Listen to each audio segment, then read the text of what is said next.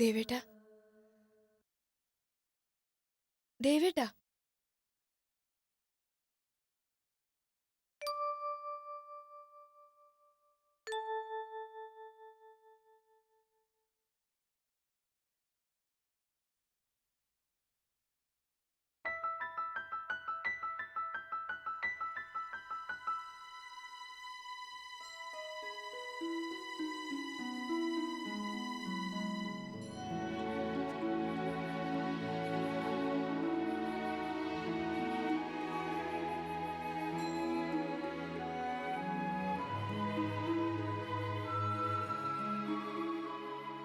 അപ്പോ സ്വപ്നമായിരുന്നില്ല, സത്യം. നീ കാത്തിരുന്ന സത്യം. രാത്രി ഉറങ്ങിപ്പോയതെപ്പോഴാണെന്ന് മനസ്സിലാവുന്നില്ല. ലഹരിയിലായിരുന്നു. ഇത്രയും കാലം എവിടേക്കായിരുന്നു മനസ്സ്. ഒരുപാട് പേരോടൊപ്പം പല പല നാടുകളിൽ കാറ്റും മഴയും മഞ്ഞും വെയിലുമേറ്റ് സഞ്ചാരമായിരുന്നു. ഒടുവിൽ തിരിച്ചെത്തിയിരിക്കുന്നു ജയദേവനായി, നിന്റെ ദേവേട്ടനായി. എനിക്ക് ഒന്നും കഴിഞ്ഞു. ഇനിയൊരു പകർത്തിയെഴുത്ത് മാത്രം ബാക്കി. കഥാപാത്രങ്ങളെല്ലാം യാത്ര പറഞ്ഞു പിരിഞ്ഞു. ഇനിയവ അക്ഷരങ്ങൾ ജീവിക്കും എന്നേക്കുമായി. ഒരു പേരുകൂടി കണ്ടെത്തിയാൽ ഈ നോവൽ ഒരു ഓർമ്മപ്പെടുത്തൽ മാത്രം. ഗുരുവായൂരപ്പ, എന്റെ പ്രാർത്ഥന നീ കേട്ടു. ചിലപ്പോഴൊക്കെ ഞാൻ വിചാരിച്ചു പോയിട്ടുണ്ട്, ഈ എഴുത്ത് ഒരിക്കലും ഒരിക്കലും തീരില്ലെന്ന്. ദേവേട്ടനെ എനിക്ക് ഒരിക്കലും തിരിച്ചു കിട്ടില്ല എന്ന്.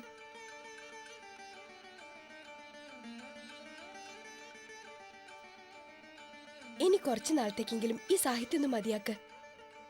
ദേവേട്ടൻ എഴുത്തു തുടങ്ങി പിന്നെ ഞാൻ ഒറ്റയ്ക്കായി, അറിയോ? ദേവേട്ടൻ വേറൊരു ലോകത്തിലാ. ഇനി എനിക്ക് ദേവേട്ടനെ വേണം. എൻ്റെ മനസ്സിൽ എന്താ നടന്നുകൊണ്ടിരുന്നതെന്ന് നിനക്കറിഞ്ഞൂടാ. ഞാൻ വേറൊരു സമയനിഷ്ഠയിലായിരുന്നു. എൻ്റെ മുന്നിലൊരു ജ്വാലയായി അച്ഛൻ നടന്നുകൊണ്ടിരുന്നു. നല്ലോണം എണ്ണ പൊത്തിയൊന്ന് കുളിക്ക്, അപ്പൊ ശരിക്കും വെളിവ് വരും. ഞാൻ അപ്പോഴേക്കും കാപ്പി എടുക്കാം. എനിക്കൊന്ന് പുറത്തേക്ക് ഇറങ്ങണം. ലോകം ശരിക്കൊന്ന് കണ്ടിട്ട് നാളുകളായി. ചില കൂട്ടുകാരെയും കാണണം. വേഗം കുളിച്ചു വാ.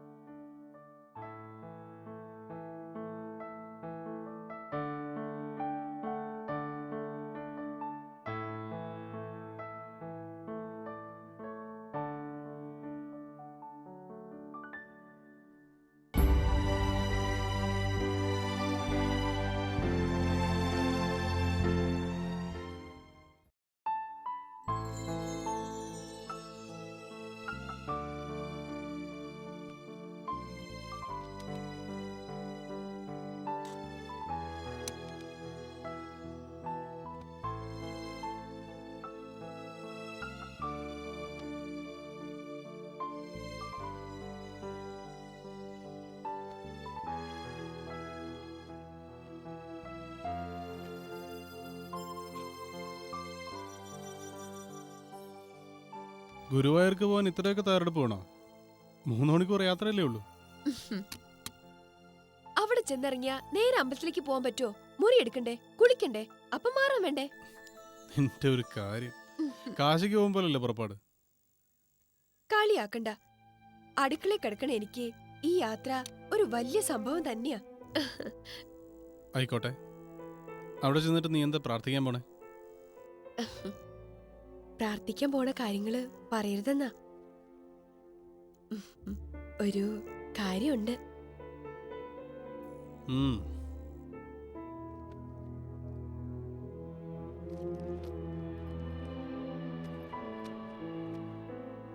അതെ, നാളെ രാവിലെ 10:30 ബസ്സുണ്ടത്രേ. കമലേച്ചി പറഞ്ഞതാ. അവരാ ബസ്സിന് പോയിട്ടുണ്ട്. ബസ്സൊന്നും വേണ്ട, കാറ് പോവാ. ഉച്ചയ്ക്ക് അങ്ങ് എത്തുകയും ചെയ്യാം. പിറന്നാൾ സദ്യ ഭഗവാന്റെ അടുത്തുന്നാവാ. സന്തോഷം ഇതേ വേട്ട. കാറില് നമ്മള് രണ്ടുപേരും കൂടി. ഭഗവാനെ. പിന്നെ ഞാൻ വെളുപ്പിന് ഒരിടം വരെ പോവും. ആ പബ്ലിഷർ ഒന്ന് കാണണം. കുറച്ച് കാശും വാങ്ങണം. എന്നിട്ട് ഞാൻ ടാക്സി പിടിച്ച് വരാം. നീ റെഡി ആയിരുന്നാ മതി. ശരി ദേവേട്ട.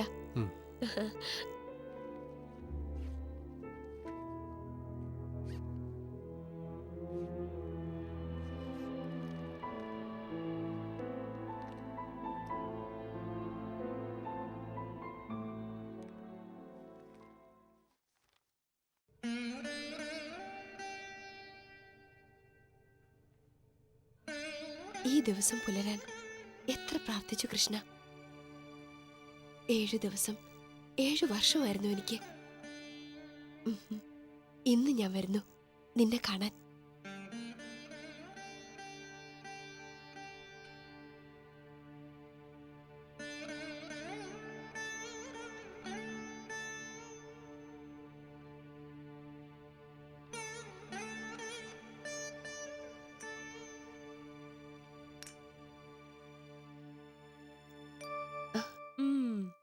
ഇതെന്താ ഭർത്താവിന്റെ അസുഖം ഭാര്യയ്ക്കും പിടിച്ചോ?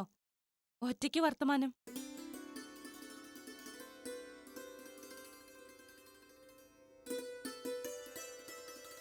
ഞാനിപ്പോ ഒറ്റയ്ക്കല്ല കമലേച്ചി.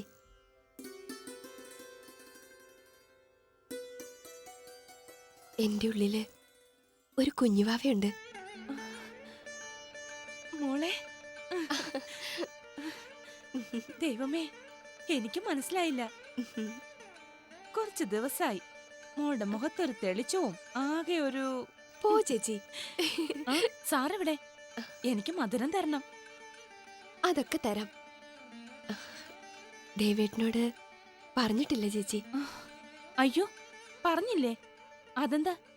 സാറല്ലേ ആദ്യം അറിയേണ്ടത്. ഇന്ന് ഗുരുവായൂർ നടയിൽ വെച്ച് പറയാന്ന് കരുതി. ഗുരുവായൂരപ്പൻ എനിക്ക് ദേവേട്ടനെ തന്ന ദിവസം ഇന്ന്. കണ്ണന്റെ മുമ്പിൽ വെച്ച് ഈ സന്തോഷം ദേവേട്ടനോട് പറയും. നന്നായി. ഭഗവാന്റെ അനുഗ്രഹമാ ഏറ്റവും വലുത്.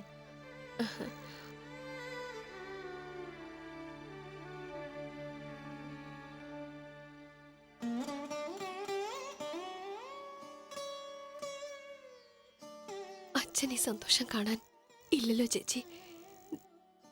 ദേ, അദ്ദേഹം എല്ലാം അറിയുന്നുണ്ടാവും. ഇപ്പൊ അതൊന്നും ഓർക്കണ്ട. വിഷമിക്കുന്ന ഒരു കാര്യവും ഇപ്പൊ ആലോചിക്കരുത്. വന്നാട്ടെ, ഇനി വേണ്ടതൊക്കെ ഈ കമലേച്ചി പറഞ്ഞു തരാം. വാ. ബെന്നിച്ചാ, ഇതാരൻ്റെത്? ബെന്നിച്ചോ, ഇതാരൻ്റെപ്പത്? അയ്യമ്മേ, നിന്നൊന്ന് കാണാൻ കിട്ടില്ലടാ. ഇതെന്തരത്? അതെ, നീ ഇരിക്കി. നീ നാട് വിട്ടുന്ന ഞാൻ കരുതി. ഹേയ്, ഞാൻ വീട്ടിൽ തന്നെ ഉണ്ടായിരുന്നു. ആരാൻ്റെ പറഞ്ഞു നീ പത്രത്തിലെ പണിയും കളഞ്ഞു പോയിന്ന്? ഗതി കെട്ട് വല്ല ഗൾഫിലേക്കും പോയിണ്ടാവുന്ന് ഞാനും കരുതി. അഡ്വാൻസ് വെള്ളത്തിലായാലോ കർത്താവേ എന്ന് ചിരിക്കായിരുന്നു. ആട്ടെ, എന്തായി നിന്റെ കഥ? ഒരു കണക്കിന് എഴുതി തീർത്തു. എന്നിട്ട് എവിടെ? പകർത്തി എഴുതണ്ടേ നല്ല കൈഷ്ടത്തില്? നിങ്ങക്ക് വായിക്കണ്ടേ? ആ ഇടപാടും എന്ന് തീരുവാവോ? ഒരാഴ്ച എടുക്കും. ആട്ടെ, തുടരണേ കാച്ചിണ്ട? ഇല്ല ഏട്ടാ. ഒന്നാമത്, ഓരോ ആഴ്ചയിലും ഓരോ അധ്യായമായി വായിക്കാൻ പറ്റുന്ന രീതിയിലല്ല ഞാൻ എഴുതിയിരിക്കുന്നത്. മറ്റൊരു കാര്യം എന്താണെന്ന് വെച്ചാൽ, വ്യത്യസ്തമായ വിഷയവും രീതി ആയതുകൊണ്ട് വാരികൾക്ക് താല്പര്യം ഉണ്ടാവില്ല. മാത്രമല്ല, നോവലിൻ്റെ അകത്ത് ഞാൻ ഒരു പുതുമുഖല്ലേ. തുടരാൻ കാച്ചിരുന്നെങ്കിൽ ഒരു നല്ല പരസ്യനെ. നിനക്കിത് കലയാണെങ്കിലും എനിക്കിത് കച്ചവടല്ലേടാ. എഴുതുമ്പോൾ വായനക്കാരെക്കുറിച്ചും കച്ചവടത്തെക്കുറിച്ചും ഞാൻ ഓർത്തതേയില്ല. ആകെ ഒരു ഭ്രാന്തായിരുന്നു. അതന്നെന്താ വേണ്ടത്? നിന്റെയൊക്കെ ഭ്രാന്തല്ലടാ. ഈ ബെന്നി വിറ്റ് കാശാക്കണേ. ആട്ടെ, സാധനത്തിന് മരുന്നുണ്ടാ? മരുന്ന് മരുന്ന് മരുന്നാ? ശവി, മരുന്നില്ലാണ്ട് പടകം പൊട്ടറാ. അതില്ല. അതുപോലെ നോവലിന് വേണം മരുന്ന്. വായിക്കുന്നോല്ലേ കിടക്കണം കിടക്കണം. മറ്റോല്ലേ ഉമ്മടേ ഇന അവൻ പൊട്ടിയ ഫീലിംഗ് ഉണ്ടാവണം ഉള്ളില്. എങ്കിൽ സാധനം ഒരു 5-6 പതിപ്പ് ഉറപ്പാ. അല്ലാണ്ട് തണുത്തിരുന്നാലേ ഞാൻ ഹെലികോപ്റ്ററിൽ ആകാശത്ത് കൊണ്ടുപോയി വിതരണം ചെയ്യേണ്ടി വരും. ഗോഡൌണിൽ സ്ഥലം കുറവാണ്. മെനക്കെടുത്തരുതേ. കഥ ഞാൻ ചേട്ടനോട് ചുരുക്കി പറഞ്ഞല്ലേ. അതല്ലടാ, നിനക്ക് കാശിയം മണി പോലെ അപ്പ തന്നെ എണ്ണി തന്നേ. കഥ എനിക്ക് ഏറ്റാ. ആ മന്ത്രി രാമേഷനെ നിന്റെ അച്ഛനെ ചതിച്ചു കൊല്ലണ രഹസ്യല്ലേ? അത് ബോംബറ ബോംബ്. പക്ഷെ നിന്റെ ഈ ക്നാപ്പ് സാഹിത്യ ഭാഷയിൽ എഴുതി വരുമ്പോ എന്താവുന്ന് അറിയില്ലല്ലോ. നേരെ ചൊവ്വേ കാര്യം പറയാൻ ഈ സാഹിത്യകാരന്മാര് ചവികൾക്ക് അറിയില്ലടാ. അതാടാ എൻ്റെ ഒരു പേടി. എന്തായാലും ഞാനൊന്ന് പകർത്തി എഴുതിക്കോട്ടെ. എന്നിട്ട് ഒരു ദിവസം മുഴുവൻ ഇരുന്ന് ചേട്ടനെ വായിച്ചു കേൾപ്പിക്കാം. കൊല്ലരുത് അനിയാ, കൊല്ലരുത്. എന്റെ പണി കച്ചവടാന്ന് അറിയാലോ.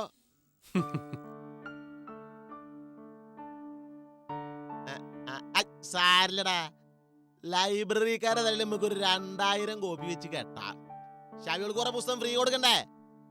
പിന്നെ കഥ രക്തസാക്ഷികളിലല്ലടാ, അത് വെച്ച് നമുക്കൊരു കൈ നോക്കടാ. അതെ, ഞാനൊരു വിപ്ലവകാരിടാ, അപ്പം വഴിക്ക്. പക്ഷെ വിപ്ലവം വേറെ, കച്ചവടം വേറെ. അല്ലാച്ചാ സംഗതി പാടും. ചേട്ടാ, എനിക്ക് അത്യാവശ്യമായിട്ട് കുറച്ച് കാശ് കൂടി വേണം. അത് താരാടാ, നീ പണി തീർത്തല്ലേ? എന്തായാലും ഈ ദിവസം നമുക്കൊന്ന് ആഘോഷിക്കണടാ. വാടാ, വാട ശവി എന്റെ കൂടെ. നീ ഇവിടെ വന്നേ. നീ എന്തുകൊണ്ട് ഇങ്ങനെ ഇരിക്കണേ? മൂന്നൊരു കലക്ക അയ്യമ്മേ.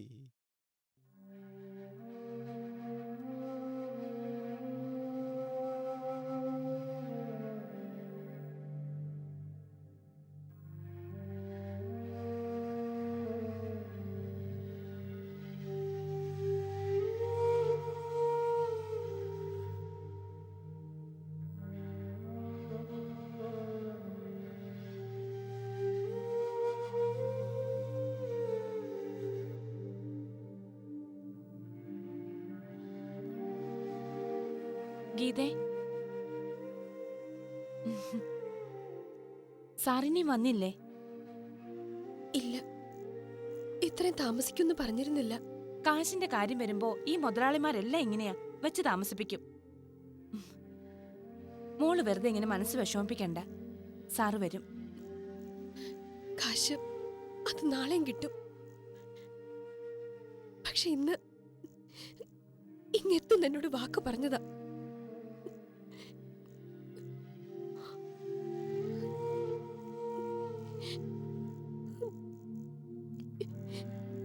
ദേ, ഇങ്ങനെ ആദ്യ പിടിക്കുന്നത് നല്ലതല്ല കേട്ടോ.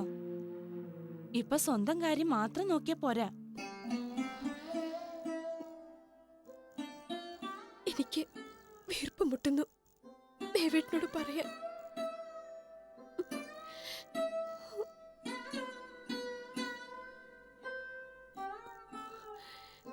ഒന്ന് വേഗം വന്നെങ്കിൽ ഗുരുവായൂരപ്പന്റെ നടക്ക് ഒന്നെത്തിയ മതി എനിക്ക്. ടാക്സിയിലല്ലേ പോക്ക്? വെറും 3 മണിക്കൂർ കൊണ്ട് അങ്ങ് എത്തില്ലേ? നീ ഒന്ന് സമാധാനമായിട്ടിരിക്കെ.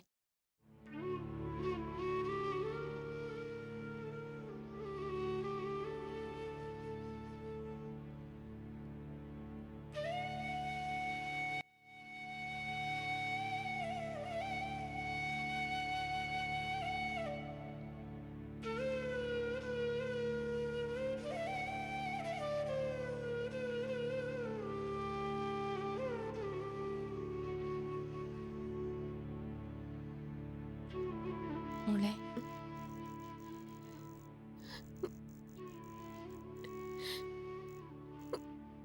കമലച്ചി, സാറ് വരും. ടൗണിലേക്ക് ആരെയെങ്കിലും അയക്കണോ? വേണ്ട, വരുമ്പോ വരട്ടെ.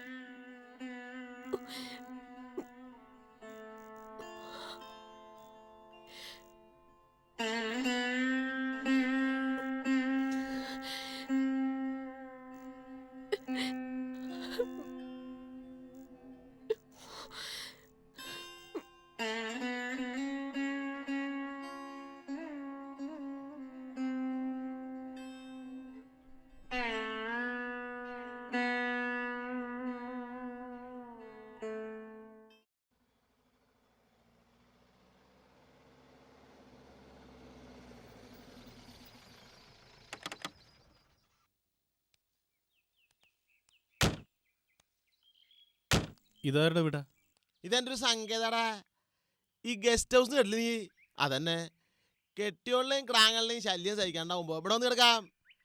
കുടിച്ച് വെളിവേട്ട സാഹിത്യകാരന്മാരെ ഇവിടെ അഡ്മിറ്റ് ചെയ്യാം. അതെ, കവികൾക്ക് ഛർദ്ദിക്കാൻ പ്രത്യേകം മുറിയുണ്ടാ. നിന് കയറി വാട ശവി. അതെ, നീ വിചാരിക്കുന്നമാര് ഇവിടെ സാഹിത്യകാരന്മാരില്ല, ഒരു കിട്ടണില്ല, ഒക്കെ നമ്മുടെ ആൾക്കാരാണ് കേട്ടാ. ഹൈ, നീ വന്നേ ശവി. വാസുവോ, നീ എന്താ ഇവിടെ? ആ, ഇവിടെ എത്തിപ്പെട്ടു. ഞാൻ ജോയി, ജയദേവനെ അറിയാം. വാസുവിന്റെ കോളേജ് മേറ്റാ. അതെയാ, ഇവര് പുതിയൊരു ബുക്ക് സ്റ്റോൾ തുടങ്ങിയിട്ട് തലശ്ശേരിയില്ലേ, ആ അതിന്റെ ഏർപ്പാടായിട്ട് വന്നതാ. ഓ പിന്നെ ഇന്നൊരു സന്തോഷ വാർത്തയുണ്ട്. ഇവിടെ ജയദേവല്ലേ, ജയദേവ് ഒരു നോവലാണ് എഴുതി തീർത്തു. ജയദേവൻ ഒരു നോവൽ എഴുതുന്നത് കേട്ടു. അച്ഛനെ കുറിച്ചാണെന്ന് പറഞ്ഞു. അച്ഛനെ കുറിച്ച് മാത്രമല്ല, ആ കാലഘട്ടം, രാഷ്ട്രീയ ചരിത്രം, ജന്മിത്വത്തിനെതിരെ ഉണ്ടായ കലാപം എല്ലാം ഉണ്ട്. ഏത് കാഴ്ചപ്പാടില്ല നീ എഴുതുന്നത്? എന്ന് വെച്ചാ ജനങ്ങളുടെ കാഴ്ചപ്പാടിലാണോ അതോ ജനവിരുദ്ധരുടെ കാഴ്ചപ്പാടിലാണോ? ഞാൻ എൻ്റെ കാഴ്ചപ്പാടിലാണ് എഴുതുന്നത്. വായിക്കുന്നവർ ഇഷ്ടം പോലെ വ്യാഖ്യാനിച്ചോട്ടെ. നിന്റെ അച്ഛൻ കമ്മ്യൂണിസ്റ്റുകാരനായിരുന്നു എന്നത് ശരി, രക്തസാക്ഷിയായിരുന്നു എന്നതും ശരി. പക്ഷേ നീ ഒരിക്കലും രാഷ്ട്രീയ കാര്യങ്ങളിൽ ഇടപെട്ട് കണ്ടിട്ടില്ല. നിന്റെ കഥകളിലും രാഷ്ട്രീയം കണ്ടിട്ടില്ല. അതുകൊണ്ട് ചോദിച്ചതാ. രാഷ്ട്രീയമല്ല, അതിൻ്റെ മാനുഷികമായ വശമാണ് നോവലിൻ്റെ വിഷയം. പ്രത്യയശാസ്ത്രത്തിനല്ല, അനുഭവത്തിനാണ് ഊന്നൽ. നിന്റെ സുഹൃത്തിനെ നിന്റെ ഭാര്യ ചതിച്ചപ്പോ എവിടെ പോയി നിന്റെ മാനുഷിക വശം? എൻ്റെ സുഹൃത്തിനെ എൻ്റെ ഭാര്യ ചതിച്ചെന്നോ? എന്താ വാസു ഈ പറയുന്നത്? സേതു തന്റെ വീട്ടിൽ ഒളിവിലിരുന്നപ്പോ പോലീസിന് ഒറ്റുകൊടുത്ത് തന്റെ ഭാര്യയല്ലേ? ഭാഗ്യത്തിന് പോലീസ് വരും മുമ്പ് സേതു രക്ഷപ്പെട്ടു. ഇല്ല, എനിക്കൊന്നും അറിയില്ല. നിനക്കൊന്നും അറിയില്ല, പക്ഷേ നിന്റെ ഭാര്യയ്ക്കെല്ലാം അറിയാം. സേതു